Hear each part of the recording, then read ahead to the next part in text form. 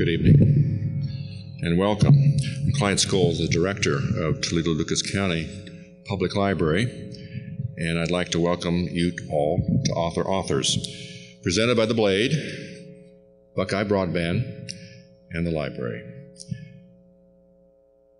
We, of course, are very excited to welcome Natalie Morales this evening, but before we get started, I want to thank Buckeye Cable Arts Network and Bridget Burnett for interviewing Ms. Morales this evening. I would like to bring to the stage Kurt Frank, President, General Manager, and Executive Editor at the Toledo Blade, who will be given the distinct pleasure of introducing this evening's author, who will grace our lectern. Thank you very much, Clyde, and good evening, everyone. We're glad you're here.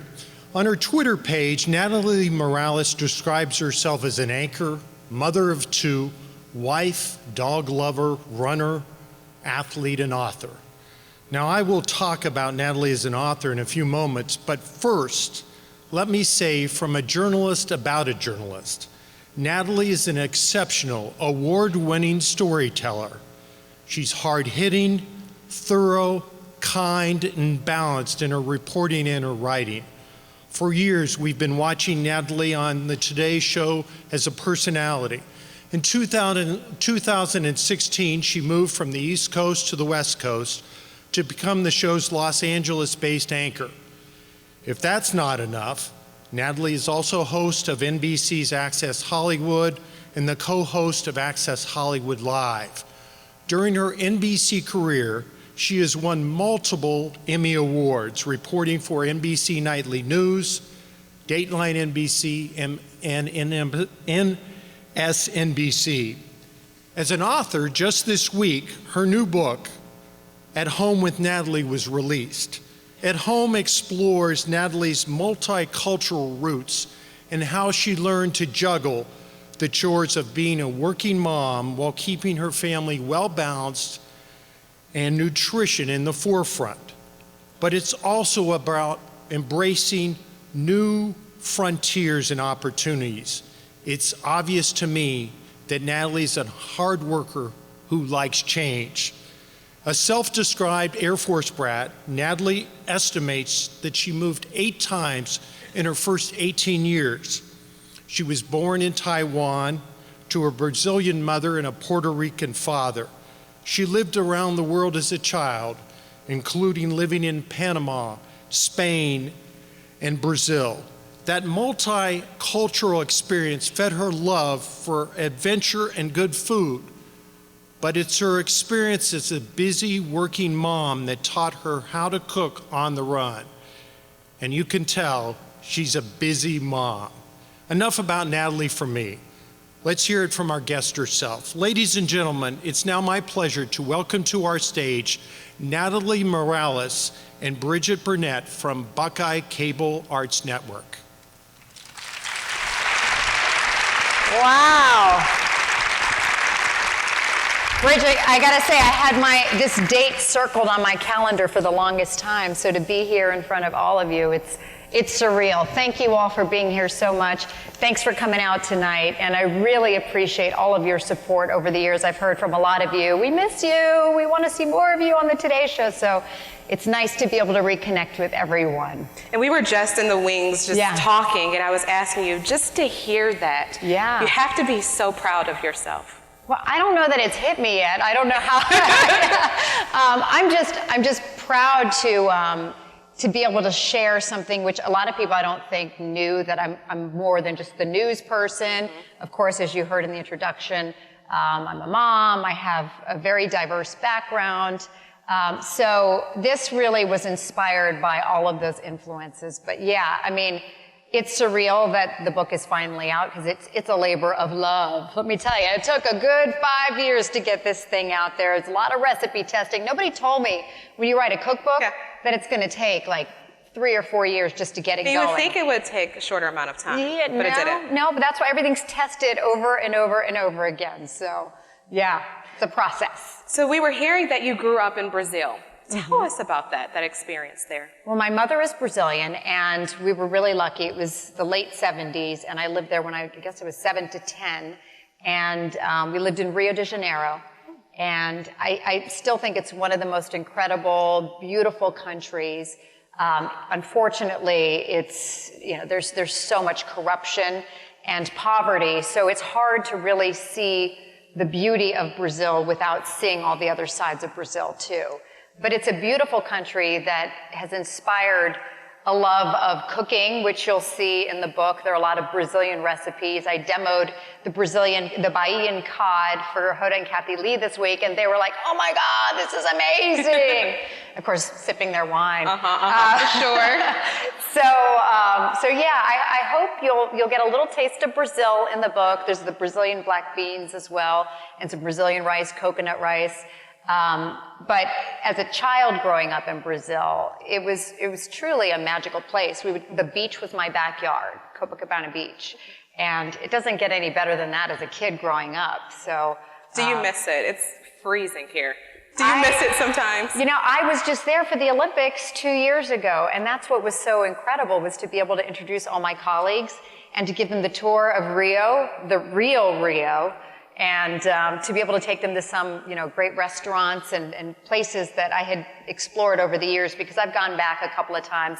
I took my kids there a few years ago because I wanted them to know a little bit of my heritage and background as well.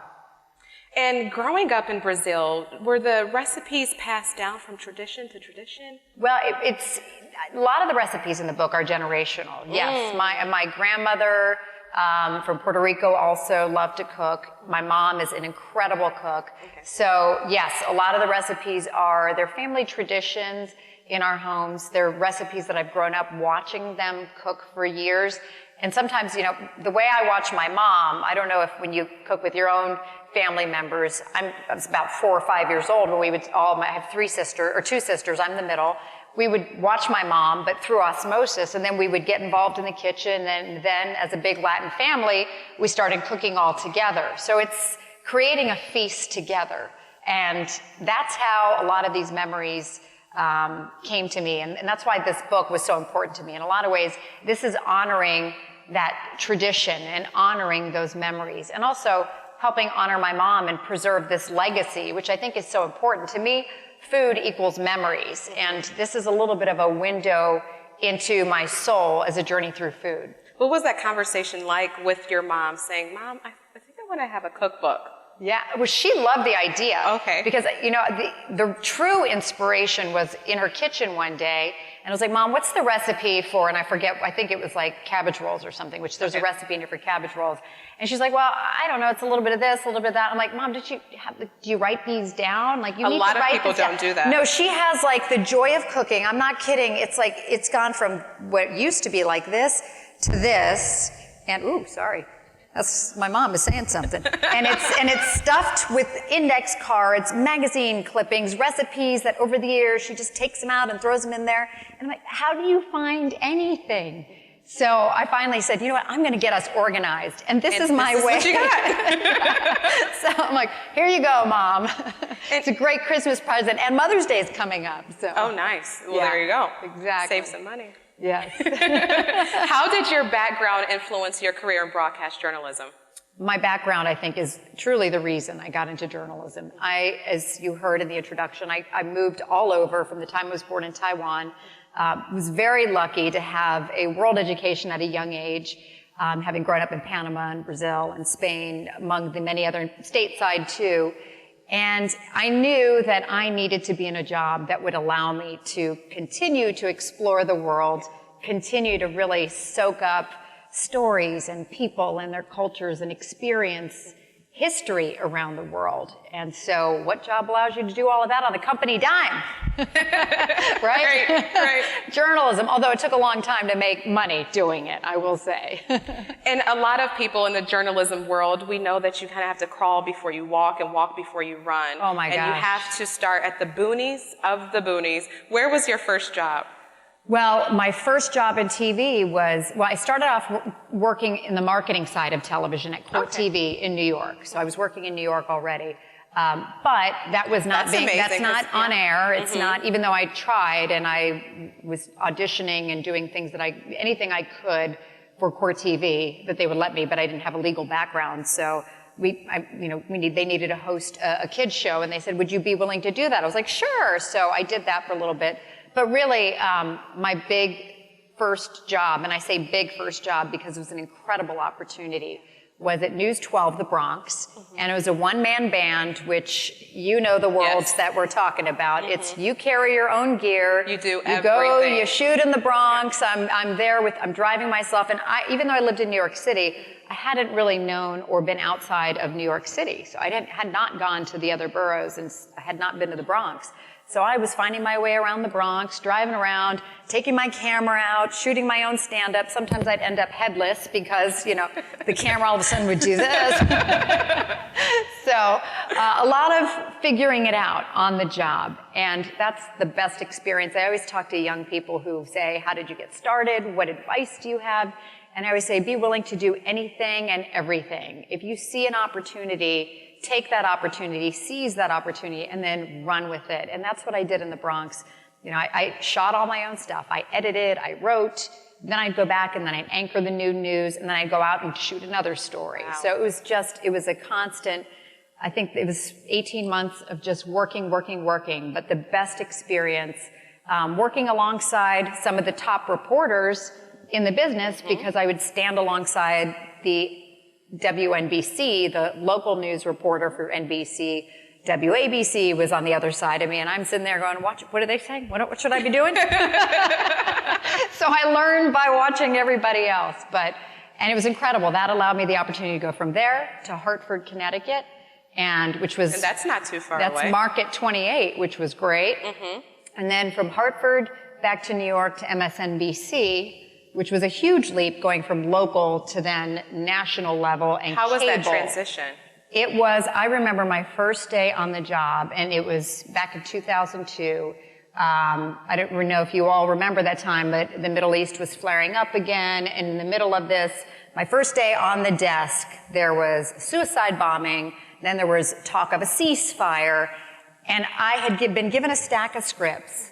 They handed them to me, and then the producer came out and he said, yeah, just take it, threw it right in the trash. He's like, okay, we're gonna wing this one, okay? How are you about that? I'm like, okay, here we go, trial And you were by anchoring fire. at that time? At this time I was anchoring, yes. Oh my gosh. And talk about really trial by fire and just learning on the job.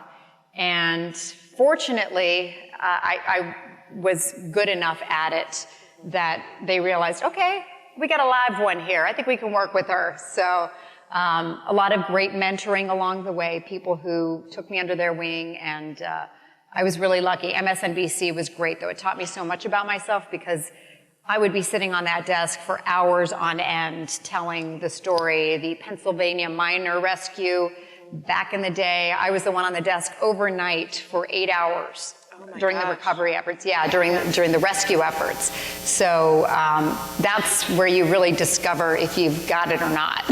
Any story that stands out the most that you will never forget? Oh, yes. Well, I think I have a thing for miner rescues because I was in Chile for the Chilean miner rescue, and I was in Copiapó up in the hillside, and it was like being on the moon. You could have been, anywhere outside of the globe. It just was so desert-like and a beautiful landscape.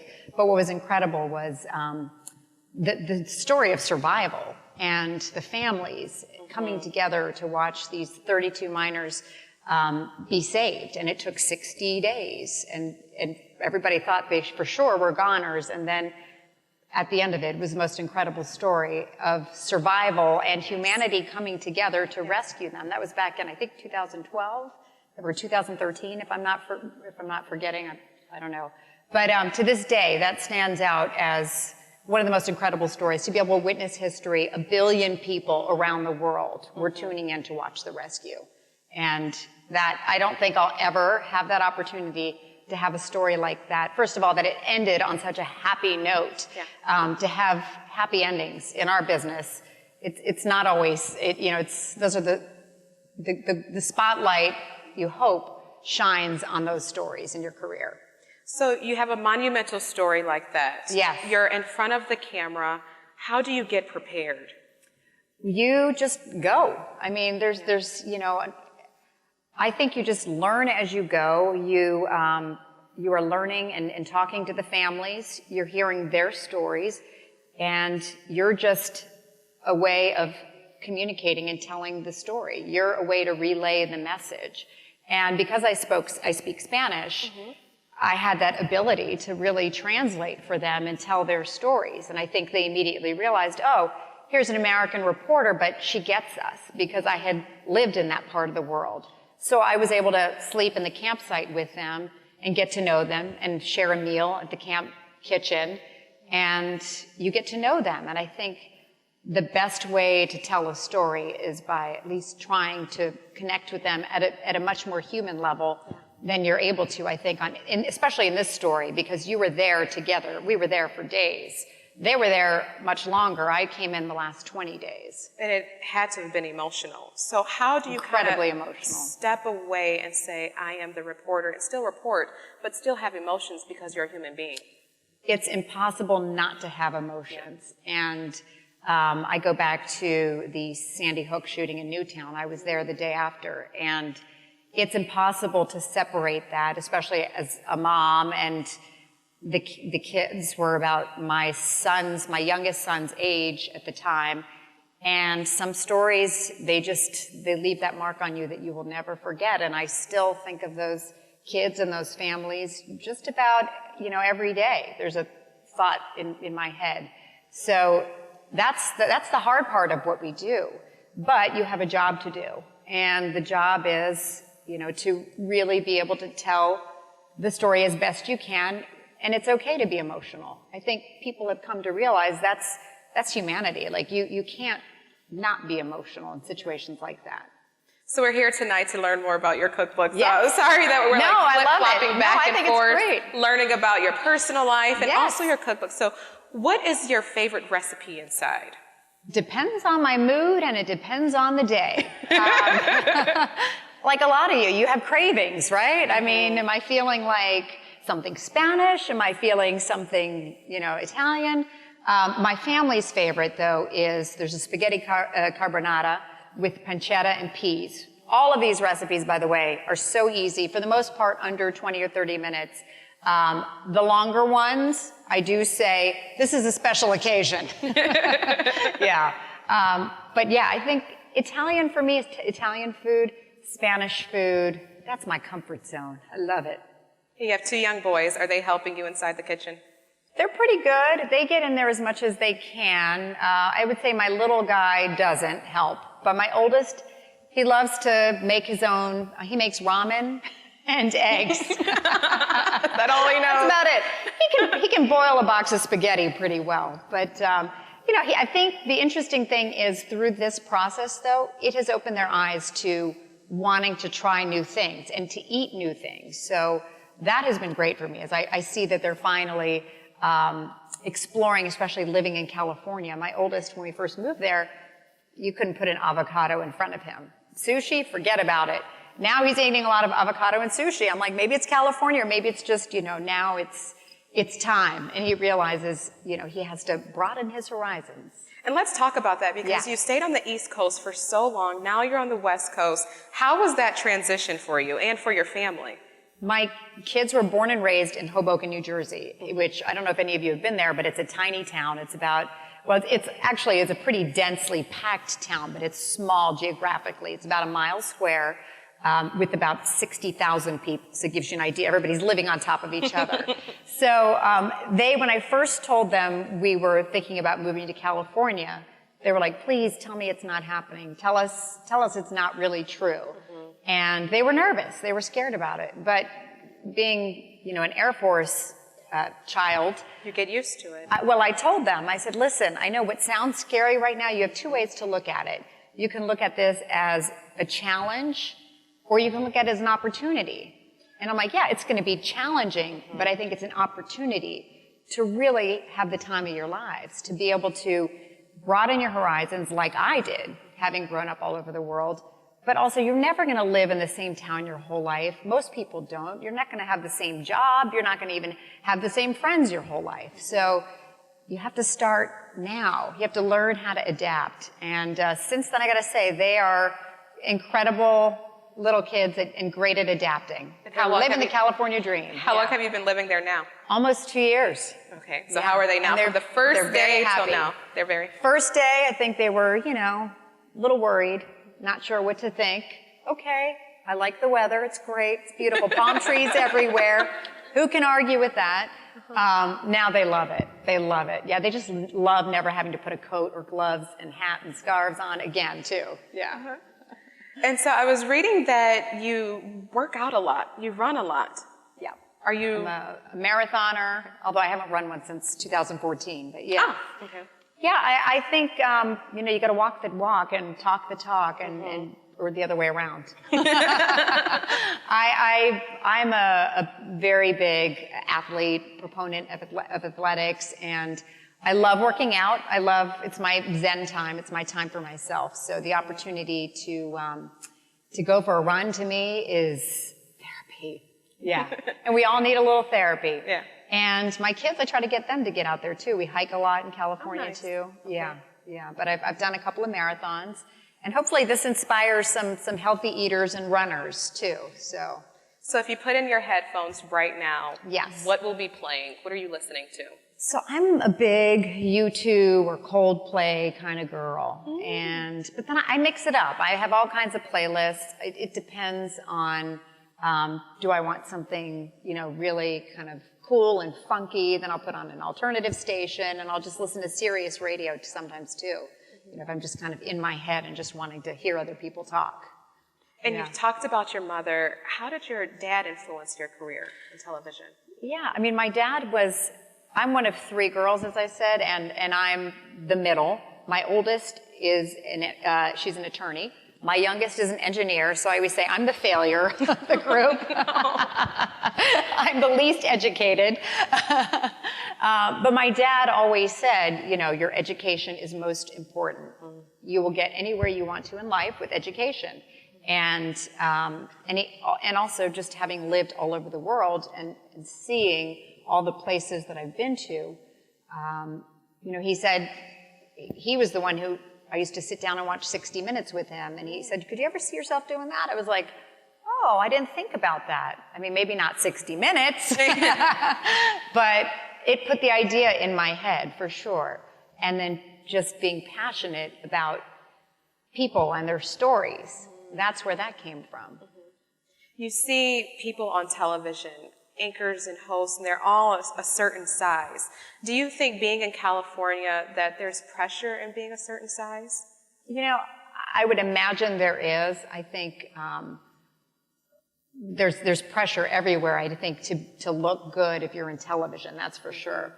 But it's never something that anybody said, like, you've got to lose weight, or when I was pregnant, nobody ever commented on my looks. In fact, I wish they had, because when I first started out, I had really, really dyed jet black hair because I thought I was Courtney Cox. This is during the Friends years. So for the longest time, I had this helmet because the anchors, back then we had anchor hair. So I had the helmet and really, really bad hair, and I would wear these very ill-fitting suits. So I thought I was the bomb. I wish somebody said, girl, you need a makeover. But nope, I think it just kind of came on its own. I finally figured it out. Yeah. And you talk about loving pasta. Yeah. And are there some healthy recipes inside of here too? Oh my gosh, it's simple recipes for healthy living. So yes, if you like mac and cheese, you can have your comfort food and eat it too. There's a healthier version of mac and cheese in here. I love using mac and cheese. Cauliflower and butternut squash. You would never know. You've got to give it a try. Yes, really? Yes. And of course, there's some cheese in there too. I mean, you can't take the cheese out of mac and cheese. Exactly. But let's not do that. But it's lightened up, but it's still creamy and delicious. And actually, my kids don't even know that it's not the real mac and cheese. That's the trick. You got to trick them. Yeah. You could have written about anything, about your personal life, about your career in television. Why a cookbook? Well, I mean, I thought it was a real opportunity for people to see a completely different side of me. And I've always loved to cook. And Al Roker and I on set, we would always be talking about, what are you making for dinner? And so we would always be sharing recipes and trading ideas. And then I thought about it, and I was like, well, you know, what's a way for people to see this other passion that I have? And people ask me all the time, like, you look good, what do you do? Because they knew I was a marathon runner, they knew I was very active and into physical activity. And I was like, well, I think the important thing is also how you eat. And so this is sort of my answer. I wanted a book that would be useful, but more importantly, I mean, the real message of At Home with Natalie is the idea of bringing families back home at the dinner table and having those conversations. I think, you know, the time that I value most with my children are the weekends when we have a little more time to do that. On Sundays, we typically have like a big dinner, and everybody's sitting at the dinner table, we say a prayer, and then everybody is like this nowadays. Yes, and no, there's no phones at the dinner table, no phones anywhere near the kitchen, in fact. And that's the problem, is that we are all competing. And look, as parents, we're just as guilty of that. And so the idea of this is inspiring people to create that home atmosphere. It doesn't matter where you live. I mean, home for me sometimes was in a hotel room or on base housing when we were moving in places. My mom would whip up a meal in our temporary housing kitchen, and it felt like home. So that's really the message behind the book, is to bring back that feeling of being home and creating memories together, having conversations around the dinner table, and taking time for one another, which we don't do enough of. I was just going to ask that question. Yeah. How do you take time for one another when you're always on the go, you're on a tour, you're on television? How do you make time for family time? It's difficult, I'm not going to lie, because my kids are also in sports. So it's running one kid to tennis, one kid to soccer. So my husband and I are often, okay, you take them, I take them. So it's the trade-off. But there are times that you can carve out. At night, we usually, you know, have our time to read, or movie time, and dinner time, of course. It's making time during those certain days and prioritizing. To me, I'm lucky now living in California. I'm not doing breaking news as often as I was. And that was another reason for the move and the job change, was I felt like as my kids are getting to be teenagers now, they need me around a little more, and I need to be around a little more, if you know what I mean. Yeah. To be watching them a little more. So I knew it was time to think about a lifestyle that would allow me to be there more often. So, and thank goodness I'm not covering as many shootings as I used to, and I'm spending more time being mom at night. Because that can take a toll on you personally, too, it just took a covering lot. all those shootings. I know for me, it did. It did. It does. It absolutely does. It doesn't. You can't just leave stories behind. And I think that's sadly, and as we see more and more often, it's happening, becoming something of an epidemic. It's harder to report on those stories too. How do you leave that at the station and then be a mom and be a wife when you get home? Well, I mean, I'm really lucky now that with access and doing some Today Show as well, I have a really fun job. So I come home and I'm like, honey, you'll never believe what the Kardashians. No, I'm kidding. That's not. My husband's like, I could care less. Yeah. But I do have a new appreciation, I think, for the life that I have now is vastly different than what it was when I was working in New York. So I'm having much more time to do the things that allow me to have more fun. Did you ever imagine you would be here? In Toledo? In Or Toledo, having written a book. having a book. And I've been to Cincinnati, Cleveland, Dayton. I love Toledo. And yesterday, where were you, in Chicago, in Illinois? I was in Chicago yesterday. I was in New York earlier this week. And LA Saturday. I don't think I ever thought that this would actually get completed in the 5 years that it took. This day, like I said, it was circled on my calendar. I'm like, please just let me make it. What is some advice that you have for parents who are on the go, on the run, and they need to make time for their family? They need to cook for the week. What is some advice you would give them? Well, I'm what you would call a weekend warrior when it comes to working out and also planning ahead for my week in every aspect. Because I think a lot of us, you realize if you have that time on the weekend, that's when you can carve out those moments. So I tend to be most inspired in the kitchen on the weekends, especially if I go shop the local farmer's market and then I come back with some things and I'm like, oh, this would go great with this. So take that opportunity whenever you have it, if it's the weekend or one night during the week that, all of a sudden inspiration hits, and just make big pots of whatever it is, like turkey chili, which I've got a great recipe in here, casseroles, enchilada, things that last, and sauces, which, knowing how to make a great red sauce, or buy a rotisserie chicken. There's nothing wrong with taking shortcuts. If there are things that work for you and your family, take those shortcuts. I can tell you, I can make a rotisserie chicken a million different ways. Salads, enchiladas, burritos, tacos, you name it. It can be the basis for anything. I think I am so bad at grocery shopping. I grocery shop when I'm hungry. And I go there and I'm like, oh, I want this, I want that, I want this. And then I go home and I just don't feel like making anything. So what advice would you give someone to go Don't grocery shop when you're hungry. Right. Number one, I would say, and you hear this all the time from all the health experts, but it's true, and I do this, is shop the outside perimeter of the grocery. Yes, because that's where your produce, your dairy, the meat, it all typically is in those aisles.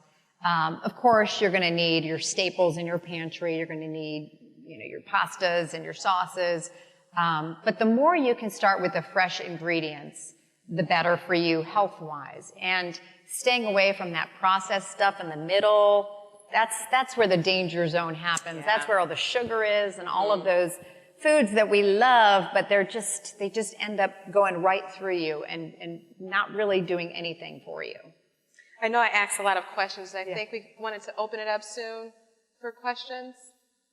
Or do we want to still continue going? Yeah. Okay. So do you have an embarrassing moment when you were on television? Oh my gosh. Do I have a moment? A few moments? Okay, let me go back to the most horrifying but yet oddly incredible moment of my career.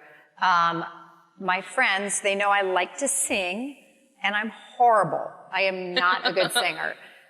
Although I thought for the longest time that I actually could sing until I heard myself and watched myself on camera. I was like, nobody told me I was off key. So they decided to stage an intervention with none other than, I'm talking about Willie and Al Roker. Okay, they staged an intervention on live television with none other than Liza Minnelli. Did any of you happen to witness this debacle? You did? I'm sorry. So Liza is trying to teach me how to carry a tune, very badly, I might add. But the best part about the whole thing is she wants me to sing Take Me Out to the Ball Game, which there are actually a couple high notes in that song, and I can't. So I'm singing the song, and I'm trying to hit the note. She's like, oh, Natalie, stop. Like, her ears are about to bleed, I'm sure. She's like, you gotta convince me. So she wants me to act and sing. She's like, sing it with me like you mean it. And I could just imagine you. Oh my, I'm not telling you, like, I had flop sweat. I was sweating from everywhere. I was like, is this really happening to me? This is Liza Minnelli. But after that, I was like, okay, I faced my fears. I did that on live TV, and so many people came up to me and they were like, I was you in that moment. I felt like you, that I could do it too. So no record deal. It taught me something about myself, that even though I'm not good at it, you could just do it with gusto, and people will believe in you. I know you were there for a while. Anything that you really miss about being in New York? The Today Show? I miss my friends. I miss, in fact, being there Monday. Everybody's like, oh, we miss you so much. It's having that sense of camaraderie. It's such a big show, but it's a small family. And they've all seen me be pregnant with my kids. They've seen my boys grow up.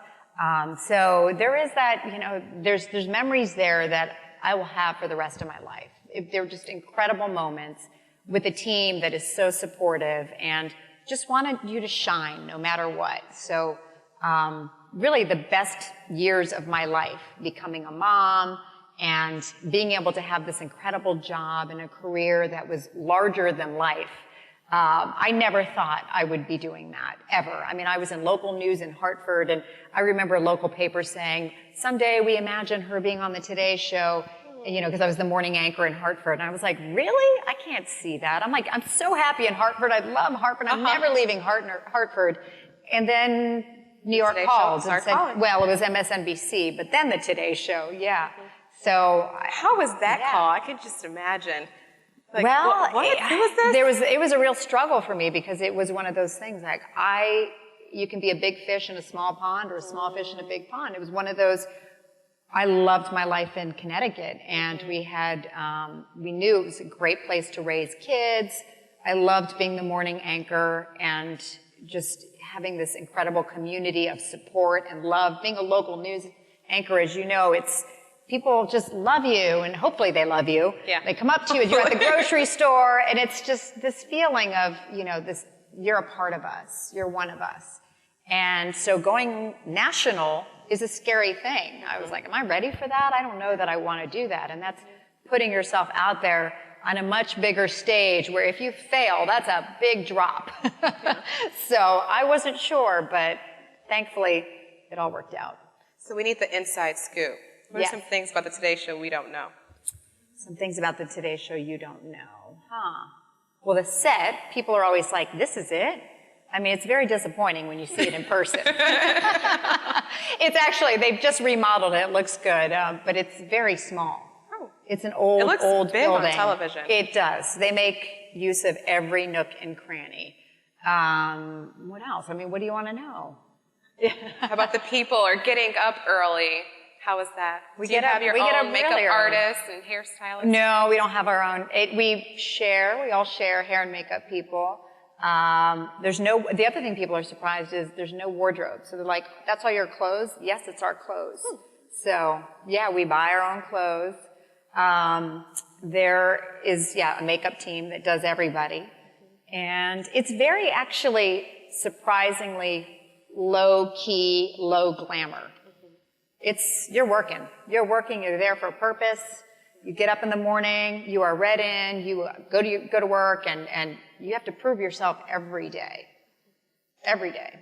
And just looking on social media, and I follow you on Instagram, it looks like you're working all day long. I can see you posting stuff about your cookbook, then you're from one state to the next state. It happens. Now more because I'm busy with the tour, but it's a full life of constant working and travel, but it's not as bad as it used to be. I was traveling a lot more. I was probably on a plane once or twice a week, and even if it was just short flights, now it's much less than that. So I'm excited about that. So you have a brand new cookbook, which we all love, and they're outside to purchase as well. So what's next? It's a good question. I mean, I think we were talking a little bit backstage. The way we do our jobs is changing so much that it's interesting to see how much even just how people get their news is changing. Yes. I mean, the Today Show, of course, and all morning shows, viewership is down. A lot of people don't have cable anymore. My kids don't even watch network or cable television. They watch everything on YouTube or Netflix on demand. So the business model has changed so much that the direction is kind of scary for people in our business. But I do think that people still always want to have that connection with somebody telling them the news, the important stories, the things they need to know. So I feel comforted in knowing that every time I see one of you, and I've already had the opportunity to meet some of you, I hear, we love the Today Show, we love meeting you, we love, feeling like you're a part of our family. And I don't think that will ever go away. People still, especially in the morning, they want that connection. Yes. So 5 years from now, I don't know. I mean, I think I will certainly still be telling stories. I will be telling it, I don't know on what medium. Right. I will still be interviewing great people, because that's what I love to do. And I hope I'm still traveling the world and getting a chance to sample more foods and cultures and experiences and just getting out there. I can't imagine another way to live at this point. You said it took you 5 years to make this Just book. about. So 5 maybe years is 5 years another from book. now, you can have another one. Although it's funny though, because on the tour, I've eaten at some pretty good places, and I was taking some notes. Okay, I need to learn how to make these kinds of pretzels, and I need to learn how to make. So yeah, I'm already like, one's not even to bed yet, and I'm already starting to think what could come next. Amazing. Do we have any questions? Yeah, we do. We have quite a few. Actually, so along those lines too, the Today Show lines, what advice would you share with a new journalist just beginning their career? That you have to be prepared to sacrifice, be prepared to, I mean, it's easy to say work really hard, but I think nowadays to stand out, I feel actually sorry for this generation of people going into our industry because it is so, that much more competitive, and everybody has a website or they're blogging, they already have videos, they have Instagram pages and of videos and reports that they've been doing. So it's so much harder to, I think, compete. That said, the platform has widened a lot. There's so many different ways to do what we do, so many different places to take your stories or report, whether it is having your own blog, telling your local news in a local blog. There's so many more outlets, so there's more opportunity. But really it comes down to just being prepared and passionate enough that you're willing to do whatever it takes. If they say, we need you to move, then you got to be willing to move, you know, or we want you to take the 1 a.m. shift, which I've been there, done that. I did a lot of overnights at MSNBC. That was my job for the most part. You got to be ready and willing to do that. Okay, and last May, so this is someone that knows you, as we were even talking about earlier too, so you're in people's homes every day too, so people come up to you and you're part of their life. Last May, you went to sleepaway camp for adults with Jenna Bush. Yes. Can you tell us a little bit about that? Oh, that was incredible. This was a girlfriend trip experience. Yeah, we went to a camp in Malibu, and it's called Camp Empowerment. And I don't know if any of you have done an adult camp, but it's so fun to go with a girlfriend and learn things about yourself. You know, if you may know you have a fear of heights, but do you know the feeling of conquering your fear of heights? If you're standing up on a pole, walking a telephone wire just about, and what is that feeling like when you finally get from one end to the other? So Jenna was mortified. She was so scared.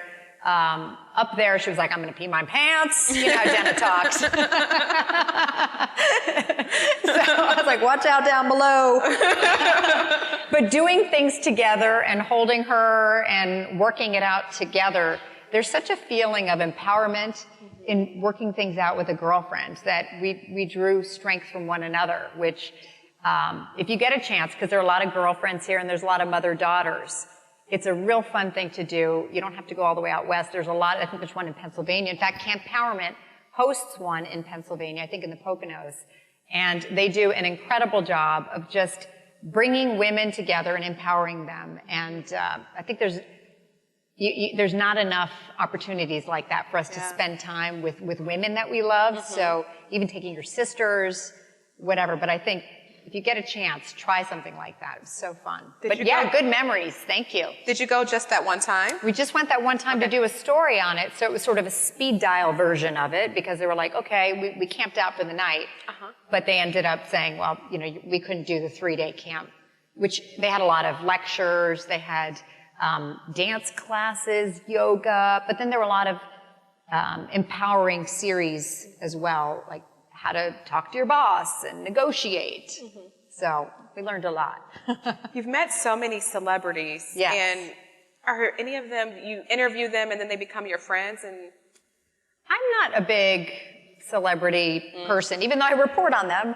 I can't say that I have like real celebrity friends, but I do, I've had great experiences with the celebrities that I've interviewed. I'd like to be their friends. They just haven't asked. They just don't know it yet. Well, along those lines, out of all the interviews you've done, so the Yeah. catalog that you have, who surprised you the most, negatively or positively? Ooh, that's a good question. Does very one good stick out? question. Negatively or positively? I can't name names on the negatively. I can't. Uh-oh. I'm sorry. I'm going to ask. Okay, well, you may guess. So there's a very famous comedian who, let's just say, had a new movie, and I was sent to do an interview and was not very nice, and in fact was very condescending and not 1 ounce funny. So I went all this way to go do this interview, and it was one of the worst interviews I have ever done. And we've all, you know, doing an interview is a dance. Yeah. You have to have, it's sort of this give and take, and it's a real, it's like the tango. You got to feel each other's chemistry a little bit. And there was nothing happening there. So at the end of it, I was just like, okay, goodbye. So that was very disappointing. Some of the best interviews I've had, though, I mean, I've interviewed a lot of people on the red carpet, and what I love is when you meet a celebrity who is such a celebrity, but yet they are the nicest people in the world. It's almost like the bigger the celebrity they are, the bigger their star, the less they care about everything else. I mean, just an example, Allison Janney, who won for I, Tonya, you know, supporting actress, is phenomenal. One of my favorite people, most adorable, lovely. But she had never been to the Oscars. She's been nominated and won many Emmys over the years as C.J. Craig, The West Wing. But getting to the Oscars, it was like she was a little kid on the red carpet. She was not jaded by celebrity at all. She was not jaded by or cynical about Hollywood. She embraced it, and she loved it, and she loved everything about the moment. And you could just see the joy when she would come up and give us hugs and kisses, and just couldn't be more proud and happy to talk about being there that day. That's when I love, you know, doing what I do. And also another great person who surprised me. It was pouring rain the first year I did the first Golden Globes I ever did. Pouring buckets. And I had this flimsy, like, purple dress on, lavender dress, and I was drenched head to toe. I mean, I looked like a drowned rat at that point.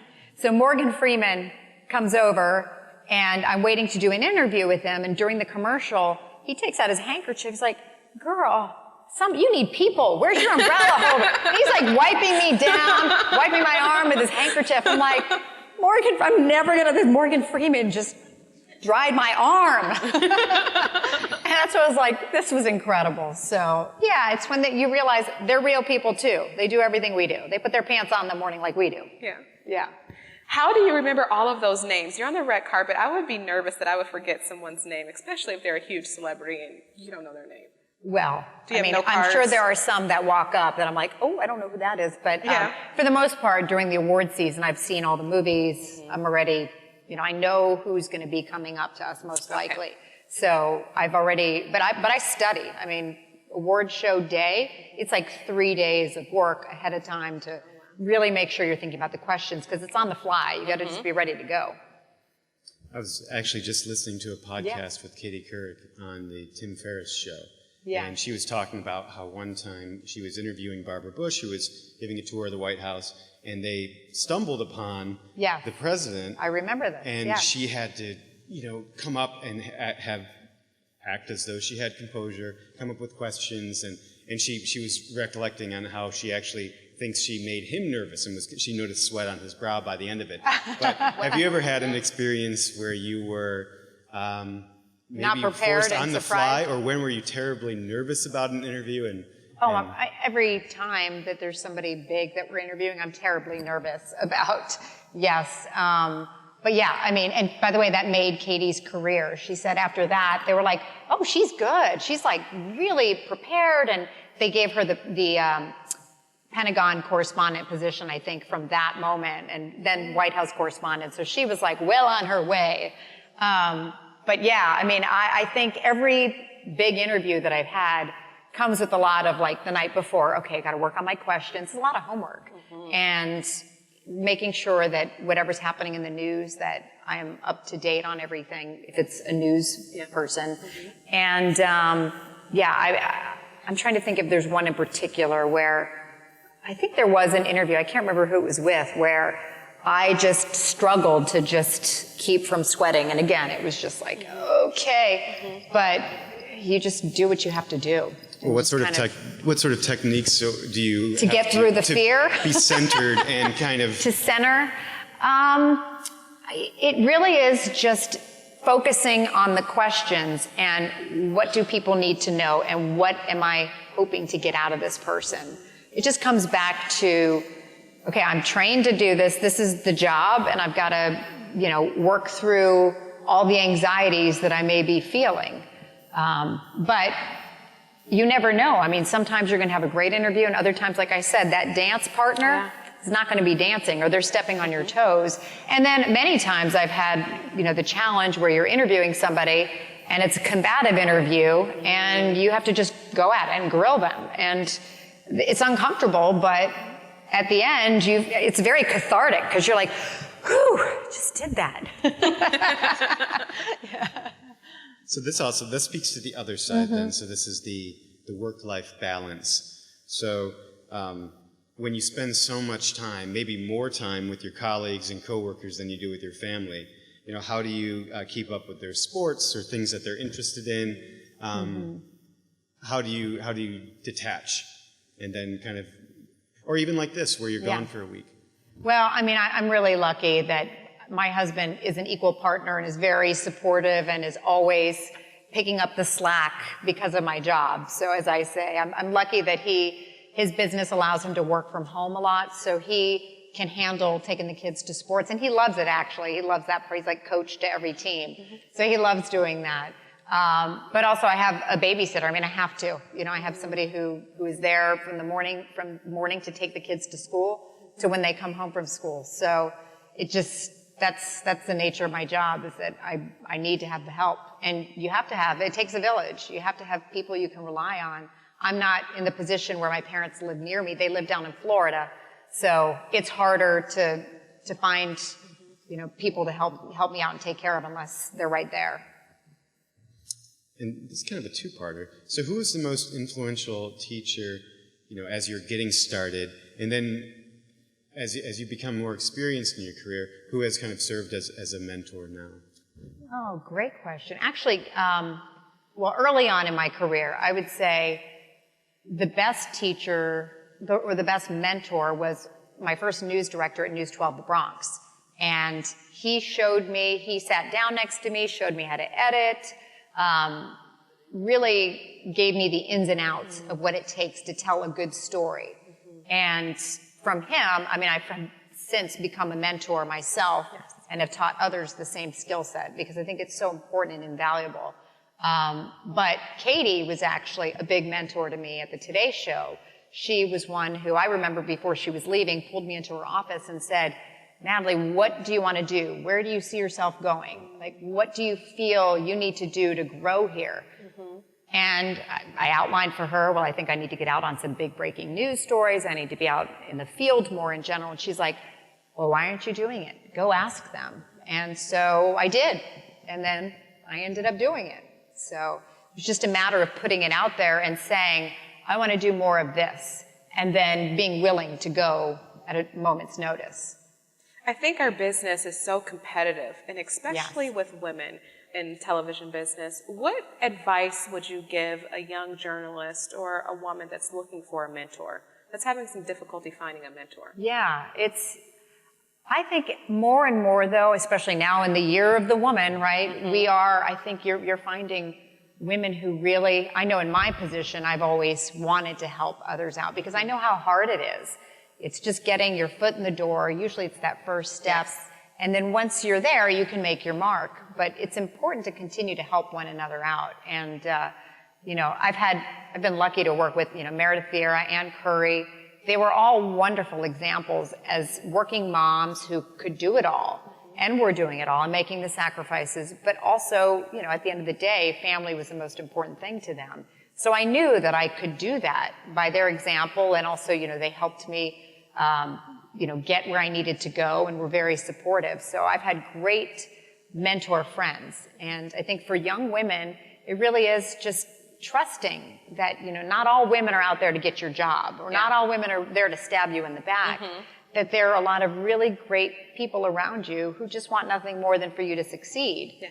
And it's finding those women that you trust to help you along your path. So dovetailing on that, what would be something that you would hope, or what are your hopes of what might come out of the Me Too movement? Well, I'm asked this question all the time. I think we're still in the very nascent stage. This is still the beginning of what I think is the new feminist revolution. But yet, we're still making 80 cents to the dollar that a man makes. We're still kind of chipping away at the boardroom and trying to be film directors, producers, writers, or in any job, I think any profession, I think every woman has dealt with, if you're out there in the workforce, you've dealt with some form of inequality or maybe harassment. If you haven't, you are blessed and so lucky. But it's been, I think for all of us, I think this has been so eye-opening and so incredibly inspiring. And I think there's hope for real change. I think change is happening, and I don't think the old ways will ever be allowed anymore. I think that's behind us, and I think now the path is forward, and I think it's up to us as women, too, to make sure that we ask for what we're due, and it's really to ask what we know they owe us. How do you find your voice in television? Sometimes you're told that by a news director, assistant news director, general manager, you could be told that don't say this or don't have political views on social media. Or if you're out speaking in an atmosphere like this, don't talk about Me Too movement. How do you find your voice and have that voice and stand strong on it? Well, it's disappointing if they're trying to edit who you are. I mean, I understand not talking political views because there's, it's a hard conversation to have these days. And it's certainly not going to, I think it's a hard one to have if you're supposed to be an objective journalist. I think, though, you need to, at the end of the day, feel proud of what you are and what you're doing. And, if you feel like you're a reflection of a voice or a kind of a person, a demographic, that's not being heard from, then that voice is much more important than ever before. I'm a Latina, and I, for the longest time, was one of the very few news anchors who are Latina on a major news program, and still am. There are not a lot of us. And I think it's important to make sure that you keep telling them there is a problem. You guys need to hire more of us. And these are voices that need to be heard. And so, people like me, people like you, you have to project that role model, but at the same time, you have to be that voice that doesn't mind stirring the pot a little bit every now and again. Agreed. Speaking of stirring the pot, literally, what is your family's Back to the book. favorite food that you make? My family's favorite food, anything pasta. So I mentioned the spaghetti carbonara. There's my husband's favorite, was just like a happy accident. I call it the throw out the fridge pasta because it was the vegetables that I needed to use. It was finding, turkey sausage, putting it all together with this beautiful pasta, and it just was delicious. Olive oil, garlic, and salt and pepper, and just fresh. And from that day forward, that's one of the things we make almost every week, at least once. So, but there's a lot. Like my kids, they're not as adventurous as I'd like them to be, but they are definitely learning, especially living in California now, to eat a little bit fresher, to try things that they otherwise didn't have the opportunity to eat. Do you sometimes just throw stuff together? That's all I do. This, and that's all I do. I'm like, let's see, what do I have? I have some pesto. All right, pesto on eggs. That's delicious. Great flavor combination. Oh. Yeah, I mean, you can throw pesto on anything. Except maybe ice cream. I'm not sure about pesto ice cream. Might not be so good. Anything savory. So this is somebody that has, I think, read some of your book and looked at some of the recipes, but they want to know, what slow cooker model do you use? Oh, okay. I'm in love with a thing called the Instapot. I should be doing a commercial. It cooks, braises, it steams, it pressure cooks. Who here has an Instapot or knows about the love online of the Instapot? You can make cheesecake in the Instapot. What? Yes. You can do everything from braising to pressure cook, using a pressure cooker. My mom I don't know if any of you still have those pressure cookers that have the spindly little top that goes, and you think your house is going to blow up, right? Exactly. This is not that kind of pot. Thank God. It's taken the fear out of it.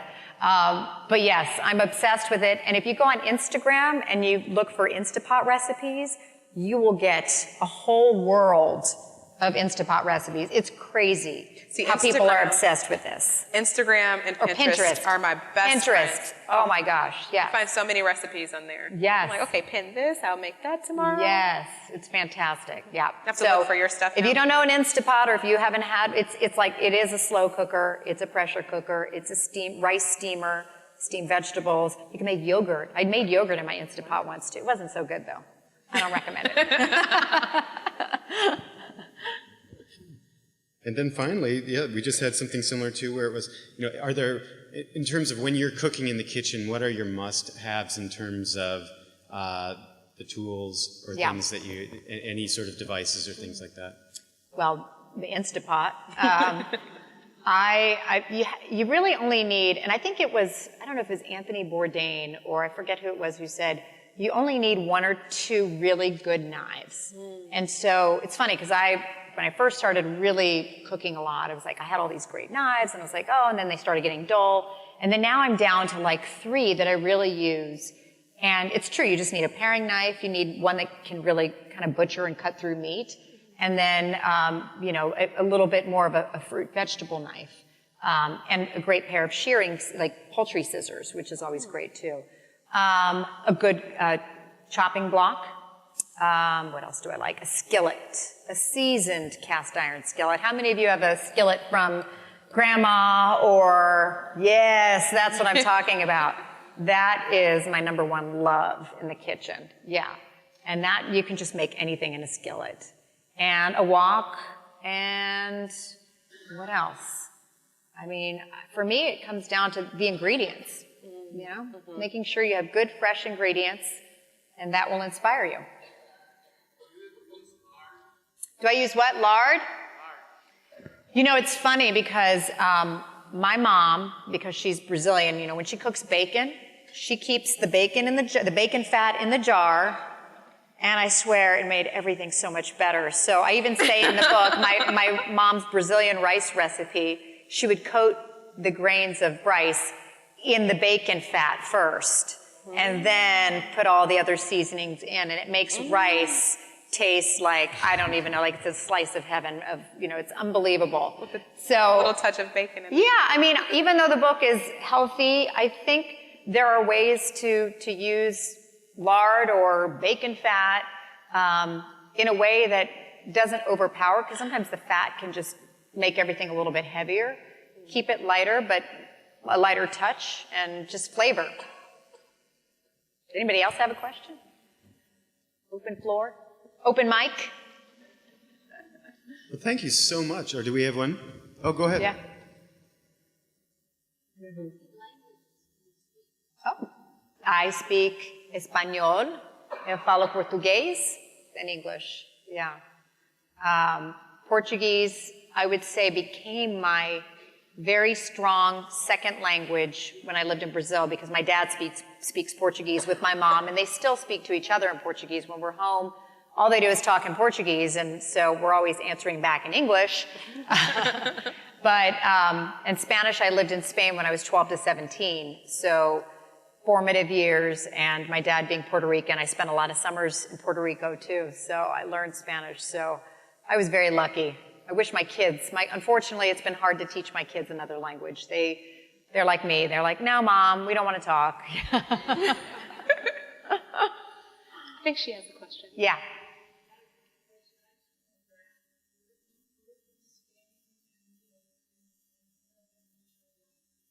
Yeah.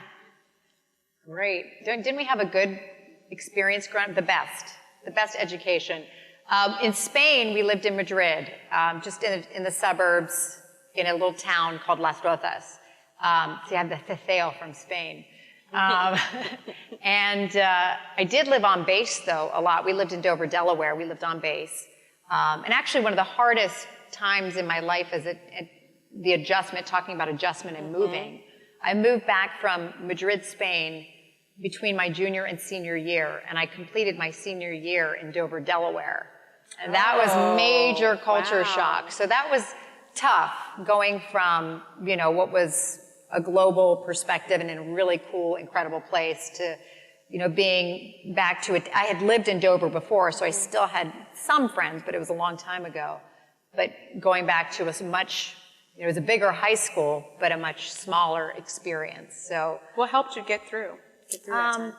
You know, I still think it was one of the most difficult times. I think what got me through was, as a teenager, it's difficult. You know, when you're a teenager, everything's so difficult. This is the worst year of my life. What happened?